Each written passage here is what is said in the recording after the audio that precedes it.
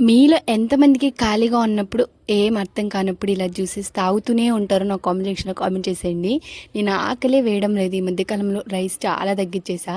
ఇలా cool drinks తాగేసి నా రోజు మొత్తం గడిపేస్తున్నాను అనమాట ఈ మధ్యకాలంలో. అవును. ఏదైనా గానీ మనం డబ్బులు పెట్టి కొన్నదే విలువ ఎక్కువనా? ఊరికే వచ్చింది అది ఎనర్జీ ఫుడ్ అయినా కూడా అసలు మనకు ఒంటికి పట్టదా? అదే అందరికీ వర్తిస్తుంది. నాకొక్కదానికి కాదు. ఎందుకు చెప్తున్నానంటే అంగన్వాడీ స్కూల్లో బాలామృతం అయితే ఇస్తున్నారు కదా! వాటిని ఏది తినకుండా అలానే రొట్టెలు చేసుకోకుండా మనం అలానే పెట్టేసి పడేస్తూ ఉన్నారు. చాలామంది ఇది నేను చూసాననమాట.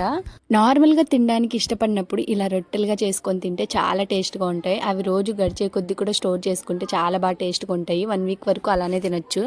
ఇంకా చేసుకునే ప్రాసెస్‌కొస్తే నార్మల్ వాటర్ ఏసి మంచిగా కలుపుకోవాలి. ఆ తర్వాత మనం చపాతీకేసుకునేలాగా ఉంటలైతే జేసేసుకొని ఇలా తట్టేసి ఆ తర్వాత కాల్చుకోవడమే. ఒక లైట్‌గా ఆయిలేసి చాలా టేస్ట్‌గా ఉంటాయి. అలానే మన ఒంటికి కూడా చాలా మంచిది. చాలా ఎనర్జీ. ఇలా పిల్లలకి పెట్టండి. అలానే వేస్ట్‌గా పడేయకుండా ఇచ్చింది పెట్టండి. ఇలాంటి వీడియోస్ కోసం ప్లీజ్ లైక్, కామెంట్, సబ్స్క్రైబ్. మళ్ళీ కలుద్దాం. బాయ్.